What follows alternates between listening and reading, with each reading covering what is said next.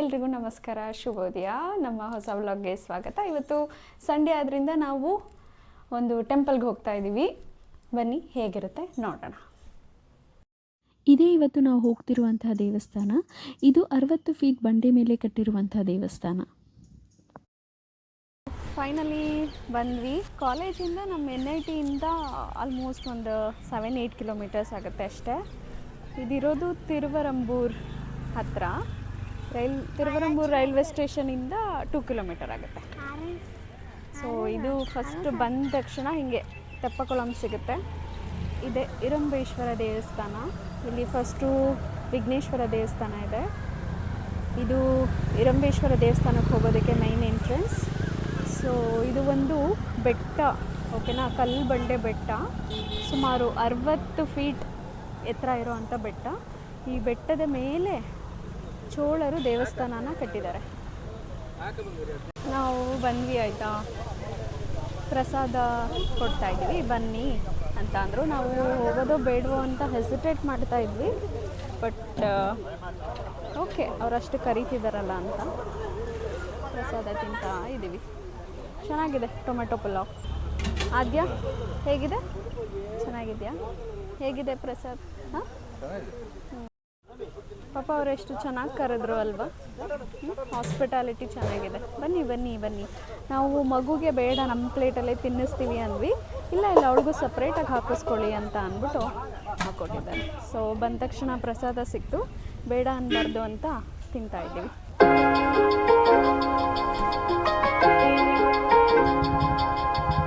ಆಯಿತು, ಪ್ರಸಾದ ತಿಂದು ಅಲ್ಲಿ ಡಸ್ಟ್ಬಿನ್ ಇಟ್ಟಿದ್ದಾರೆ, ಅಲ್ಲಿ ಹೋಗಿಬಿಟ್ಟು ಹಾಕಬೇಕು. ಸೊ ಯಾವುದಾದ್ರೂ ಪ್ಲೇಸ್ಗೆ ಬಂದಾಗ we should be always make sure ನಾವೇನು ಗಲೀಜೇನು ಹಾಕಬಾರ್ದು ಆ್ಯಂಡ್ ತುಂಬ ಕ್ಲೀನಾಗಿ ಇಟ್ಕೋಬೇಕು ಅಂತ. ಇದೆಲ್ಲ ಸಿವಿಕ್ ಸೆನ್ಸ್, ಬೇಸಿಕ್ ಮ್ಯಾನರ್ಸ್. ನಾವೇನಾದರೂ ವೇಸ್ಟೇಜ್ ಏನಾದರೂ ಇದ್ದರೆ ಎಲ್ಲಿಗೆ ಹಾಕಬೇಕು? Yes, very good. ನೋಡಿ, ಇಲ್ಲಿ ಊಟ ಕೊಟ್ಟವರು ಅಷ್ಟೇ, ಇಲ್ಲಿ ಅನ್ನದಾನ ಮಾಡಿದ್ದೀವಿ ಅಂತ ಏನೂ ಒಂದು ಗುರುತು ಸಹ ಇಲ್ಲ. ಅಷ್ಟು ಚೆನ್ನಾಗಿ ಕ್ಲೀನ್ ಮಾಡಿ ಹೋಗಿದ್ದಾರೆ. ಸೊ ಖುಷಿ ಆಯಿತು. ಅಲ್ಲಿ ಅಜ್ಜಿ ಇದ್ದಾರಲ್ವ, ಅಲ್ಲಿ ಹೋಗಿಬಿಟ್ಟು ಪ್ರಸಾದ ಹೂವು ಹಣ್ಣು ತೊಗೊಳ್ಳೋಣ ಅಂದ್ಕೊಂಡಿದ್ದೀವಿ. ಯಾಕೆಂದರೆ ವಯಸ್ಸಾದವ್ರಿಗೆ ಹೆಲ್ಪ್ ಮಾಡಬೇಕು. 100 ರೂಪಾಯಿ. ಬನಾನಾ ಫ್ರೆಶ್ ಇಲ್ಲೆಯಾ ಪಾಟಿ?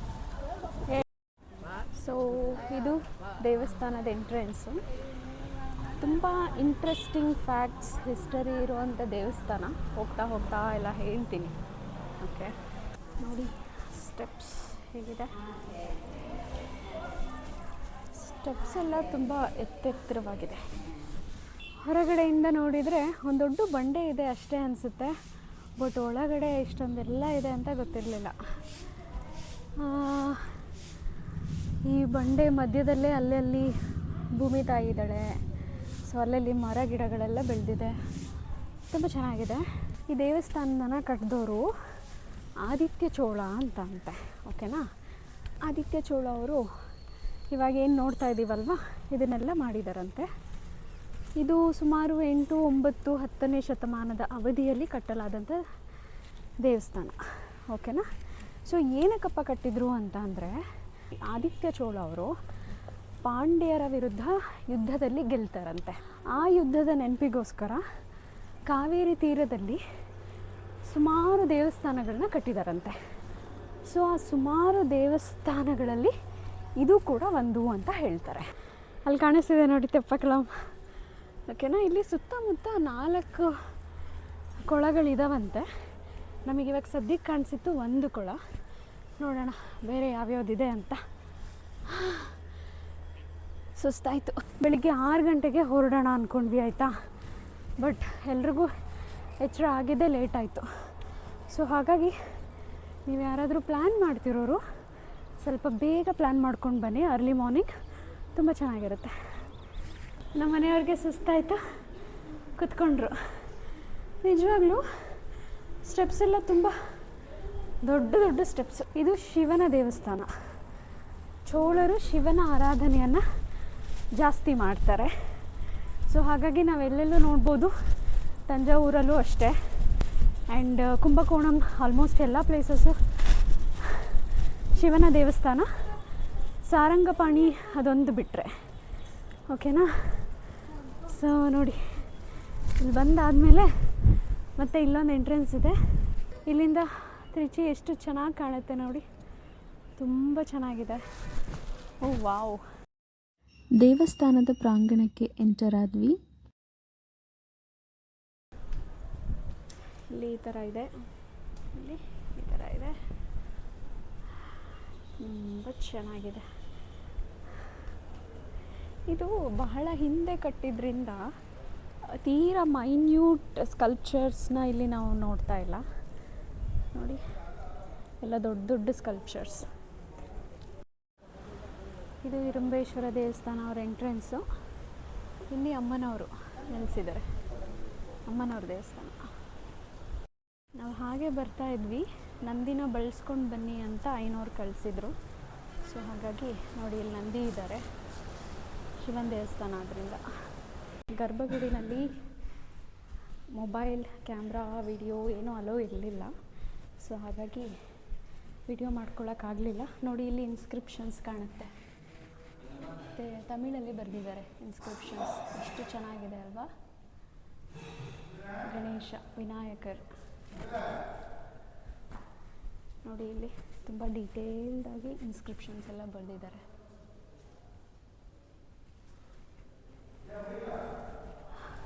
ಸೂರ್ಯನ ಬೆಳಕು ಹಾಗೆ ಬೀಳ್ತಾ ಇದೆ, ಚೆನ್ನಾಗಿದೆ. ದಕ್ಷಿಣ ಮೂರ್ತಿ ಅಂತ ಇದೆ, ದಕ್ಷಿಣ ಮೂರ್ತಿ ನೋಡಿ. ಕುಂಭಗಳು ಎಷ್ಟು ಚೆನ್ನಾಗಿದೆ. ಇಲ್ಲಿ ಶಿವಲಿಂಗ ಬಂದು ಮಣ್ಣಿಂದ ಮಾಡಿರೋದು, ಸ್ಯಾಂಡ್ ಶಿವಲಿಂಗ. ಉದ್ಭವ ಹೌದಾ, ಓಕೆ. ಮರಳಿಂದ ಅಥವಾ ಮಣ್ಣಿಂದ ಮಾಡಿರೋವಂಥದ್ದು, ಅಂದರೆ ಉದ್ಭವ ಮೂರ್ತಿ ಅಂತ ಕರೀತಾರೆ. ಅದಕ್ಕೆ ಇಲ್ಲಿ ಅಭಿಷೇಕ ಮಾಡೋದಿಲ್ಲ, ಬರೀ ಅಲಂಕಾರ ಮಾಡ್ತಾರೆ. ಚೆನ್ನಾಗಿದೆ. ಒಳಗಡೆ ಗರ್ಭಗುಡಿಗೆ ಎಂಟರ್ ಆದ ತಕ್ಷಣ ಆ ವೈಬು ತುಂಬ ಚೆನ್ನಾಗಿದೆ ಆ್ಯಕ್ಚುಲಿ. ಅದೇನೋ ಪಾಸಿಟಿವ್ ಎನರ್ಜಿ ಅಂತಾರಲ್ಲ ಹಾಗೆ. ಅವರು ಅಲ್ಲಿದ್ದಾರಲ್ಲ ಮಧ್ಯದಲ್ಲಿ, ಅವರು ತಾರಕಾಸುರ ಅಂತ ರಾಕ್ಷಸ ಗಣ. ಸೊ ಅವರು ಎಲ್ಲ ದೇವಾನ ದೇವತೆಗಳಿಗೆ ಕಷ್ಟ ಕೊಡ್ತಾ ಇರ್ತಾರಂತೆ. ಅದಕ್ಕೆ ಆ ಕಷ್ಟನ ಸಹಿಸ್ಕೊಳ್ಳೋಕ್ಕಾಗ್ದಲೆ ದೇವಾನುದೇವತೆಗಳೆಲ್ಲ ಅಲ್ಲಿ ಬ್ರಹ್ಮದೇವರು ಇರ್ತಾರಲ್ವ, ಆ ಬ್ರಹ್ಮದೇವರ ಹತ್ರ ನಮ್ಮನ್ನು ಈ ತಾರಕಾಸುರ ರಾಕ್ಷಸನಿಂದ ಕಾಪಾಡಿ ಅಂತ ಕೇಳ್ತಾರಂತೆ. ಅದಕ್ಕೆ ಬ್ರಹ್ಮದೇವ ಹೇಳ್ತಾರಂತೆ, ಈ ತಾರಕಾಸುರ ಬಂದು ಶಿವನ ಅತ್ಯದ್ಭುತ ಭಕ್ತ. ಸೊ ಶಿವದೇವ್ರ ಹತ್ರ ಕೇಳಿ ನೀವು. ಶಿವದೇವ್ರ ಹತ್ರ ಕೇಳಿದಾಗ ಶಿವನ ಭಕ್ತ ಆದ್ದರಿಂದ ಶಿವ ಏನು ಹೇಳಿದ್ರು ತಾರಕಾಸುರ ಕೇಳ್ತಾನೆ ಅಂತ ಹೇಳ್ತಾರಂತೆ. ಸರಿ ಅಂತ ಅಂದ್ಬಿಟ್ಟು ಶಿವನ ಹತ್ರ ಹೋಗ್ಬಿಟ್ಟು ಪೂಜೆ ಮಾಡೋಣ ಅಂತ ಅಂದ್ಬಿಟ್ಟು ಎಷ್ಟೇ ಟ್ರೈ ಮಾಡಿದ್ರು ತಾರಕಾಸುರ ಅವರನ್ನು ಈ ದೇವಸ್ಥಾನಕ್ಕೆ ಬರೋಕ್ಕೆ ಬಿಡ್ತಾ ಇರಲಿಲ್ವಂತೆ. ಓಕೆನಾ.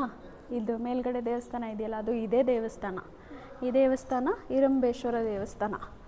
ಸೊ ಬರೋಕ್ಕೆ ಬಿಡ್ತಿರ್ಲಿಲ್ವಂತೆ. ಅದಕ್ಕೆ ಈ ದೇವಾನುದೇವತೆಗಳೆಲ್ಲ ಏನು ಮಾಡ್ತಾರೆ ಅಂದರೆ, ನೋಡಿಲಿ ಲಿಂಗಕ್ಕೆ ಇರುವೆಗಳ ರೂಪ ತಗೊಂಡು ಸಣ್ಣಕ್ಕೆ ಲಿಂಗದ ಹತ್ರ ಹೋಗ್ತಾರೆ.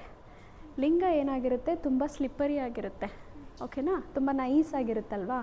ಇರುವೆಗಳೆಲ್ಲ ಎಷ್ಟು ಹತ್ತಕ್ಕೆ ಟ್ರೈ ಮಾಡಿದ್ರು, ಹೂವು ಹಾಕೋಣ ಲಿಂಗದ ಮೇಲೆ ಅಂತ ಹತ್ತೋದಕ್ಕೆ ಟ್ರೈ ಮಾಡಿದ್ರು, ಕೆಳಗೆ ಬಿದ್ದು ಬಿದ್ದು ಹೋಗ್ತಾ ಇರುತ್ತೆ. ಅದಕ್ಕೆ ಏನು ಮಾಡ್ತಾರೆ, ಶಿವಲಿಂಗನೇ ಬೆಂಡಾಗುತ್ತೆ. ಶಿವಲಿಂಗನೇ ಬೆಂಡಾಗ್ಬಿಟ್ಟು ಹಾಕಿ ನನ್ನ ಮೇಲೆ ಹೂ ಹಾಕಿ ಅಂತ ಅಂದ್ಬಿಟ್ಟು ಅದೇ ಬಗ್ಗುತ್ತಂತೆ. ಓಕೆನಾ, ಅದೇ ಬಗ್ಗೆ ಹೂ ಹಾಕಿಸ್ಕೊಳ್ತಾರಂತೆ. ಅದಕ್ಕೆ ಇಲ್ಲಿ ಗರ್ಭಗುಡಿನಲ್ಲೂ ಕೂಡ ಶಿವ ಲಿಂಗದ ರೂಪದಲ್ಲಿ ಬಾಗಿದ ಥರ ಇದೆ.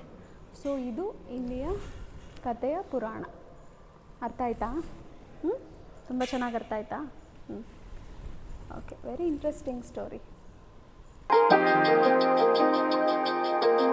ದೂರದಿಂದ ನೋಡಿದರೆ ಒಂದು ದೊಡ್ಡ ಬಂಡೆಗಲ್ ಥರ ಕಾಣುತ್ತೆ, ಆಯಿತಾ? ಆ ಬಂಡೆಗಲ್ಲು ಮಧ್ಯದಲ್ಲೂ ಇಲ್ಲಿ ಭೂಮಿ ತಾಯಿ ಇದ್ದಾಳಲ್ಲ, ಇಷ್ಟು ದೊಡ್ಡ ಮರ ಬೆಳೆದಿದೆಯಲ್ಲ, ಅದ್ಭುತ, ಆಶ್ಚರ್ಯ ಅಲ್ವಾ? ಇದು ಇರುಂಬೇಶ್ವರ ದೇವಸ್ಥಾನ ಅಂತ ಕರೀತಾರೆ. ನಾನು ಇವಾಗ ಇಷ್ಟೊತ್ತು ಸ್ಟೋರಿ ಹೇಳಿದ್ನಲ್ವಾ, ಇಲ್ಲಿ ತಮಿಳಲ್ಲಿ ಇರುಂಬು ಅಂತ ಅಂದರೆ ಇರುವೆ ಅಂತ. ಅದು ಲಿಂಗ ಸ್ಲಿಪ್ಪರಿ ಆಗ್ತಿತ್ತಲ್ವಾ, ಸೊ ಅದಕ್ಕೋಸ್ಕರ ಶಿವನೇ ಇರುವೆಗೂಡಿನ ರೂಪ ತಗೊಂಡ್ರಂತೆ, ಇರುವೆಗಳೆಲ್ಲ ಹತ್ತಿ ನನ್ನ ಮೇಲೆ ಹೂ ಹಾಕಲಿ ಅಂತ ಅಂದ್ಬಿಟ್ಟು.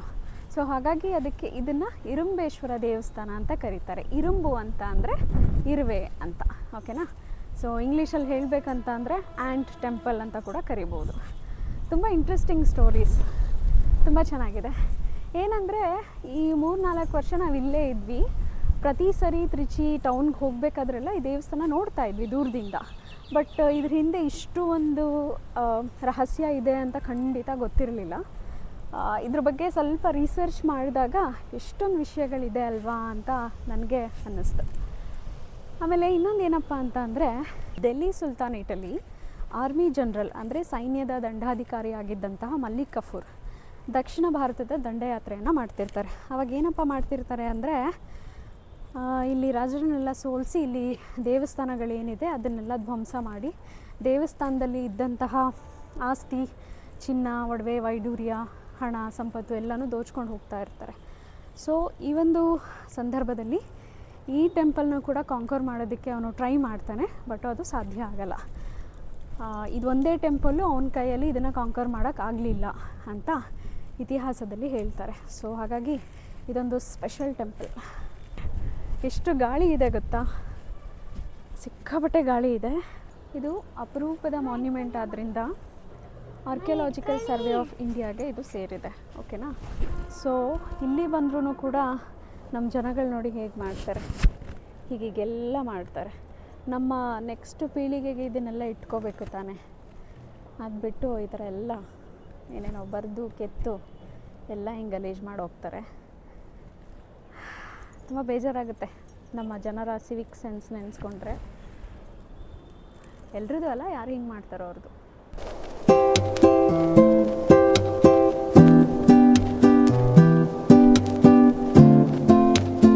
ಎಷ್ಟು ಸ್ಲಿಪ್ಪರಿ ಆಗಿದೆ.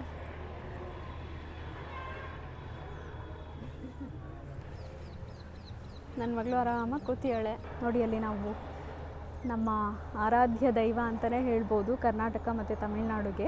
ಅದು ನಮ್ಮ ಕಾವೇರಿ ನದಿ, ನಮ್ಮೂರಿಂದನೇ ಹರ್ಕೊಂಡು ಬಂದಿದೆ. ತೋರಿಸ್ತೆ ಕಂದ, ಚೆನ್ನಾಗಿದೆ ತಾನೇ? ಹಾಂ,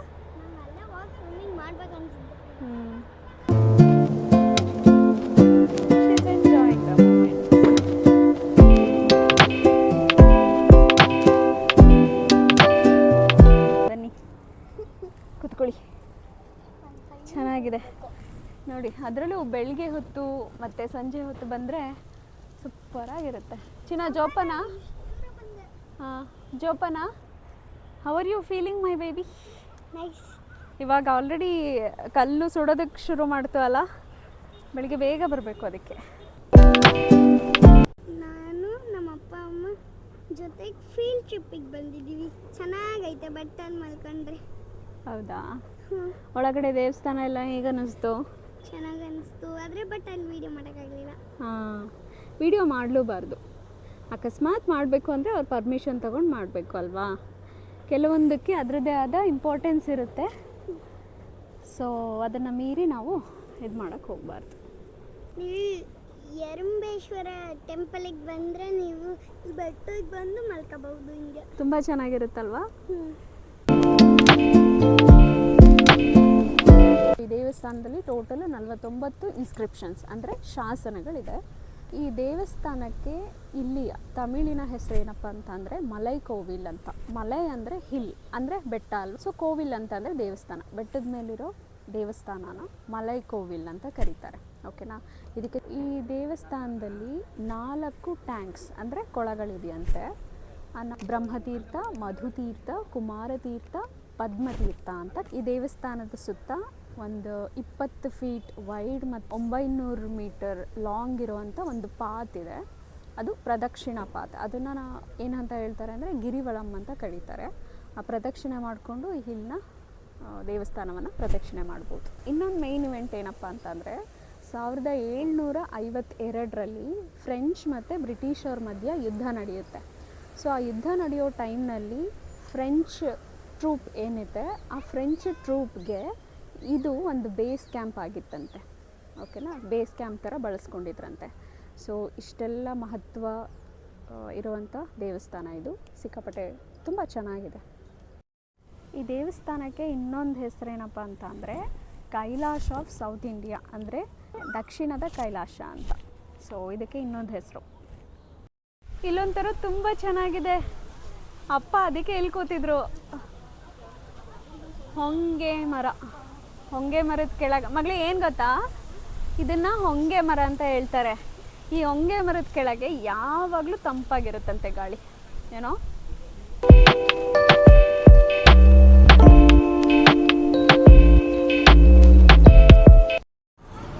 ಇದು ಗಣಪತಿ ದೇವಸ್ಥಾನ. ಒಳಗಡೆ ಹೋಗಿ ನೋಡ್ಕೊಬರ್ತೀನಿ. ವಿಘ್ನೇಶ್ವರ. ಎಲ್ಲ ರಥಕ್ಕೆ ಗೊಂಬೆಗಳು, ಜಾತ್ರೆ ಎಲ್ಲ ಮಾಡಿದಾಗ ಗೊಂಬೆಗಳು ಇಡ್ತಾರಲ್ವ, ಆ ಥರದ್ದೆಲ್ಲ ಇಟ್ಟಿದ್ದಾರೆ ಅನಿಸುತ್ತೆ. ಅದಕ್ಕೆಲ್ಲ ಸ್ಯಾರಿ ಎಲ್ಲ ಮುಚ್ಚಿ ಕವರ್ ಮಾಡಿದ್ದಾರೆ. ಹೇಗನ್ನಿಸ್ತು ದೇವಸ್ಥಾನ? ಚೆನ್ನಾಗಿದೆ, ಒಳ್ಳೆ ವಾತಾವರಣ. ಅಷ್ಟೇನಾ? ಅವರು ಕ್ಯಾಮ್ರಾ ಕಾನ್ಷಿಯಸ್ ಆದರೂ ಜಾಸ್ತಿ ಅವ್ರು ಮಾತಾಡಲ್ಲ. ಸೊ ನನ್ನ ಮಗಳಿಗೆ ಹೇಗನ್ನಿಸ್ತು ದೇವಸ್ಥಾನ? ಆದರೆ ಬಿಸಿಲು. ಸೊ 10:30 ಆಯಿತು, ಬಿಸಿಲು ಶಾಖ ತಡೆಯೋಕ್ಕಾಗ್ತಾಯಿಲ್ಲ. So we will go. ಇಲ್ಲಿ ನುಂಗು ಮಾರ್ತಾಯಿದ್ರು, ನುಂಗು ತಿನ್ಕೊಂಡು ಜ್ಯೂಸ್ ಕುಡಿದ್ವಿ.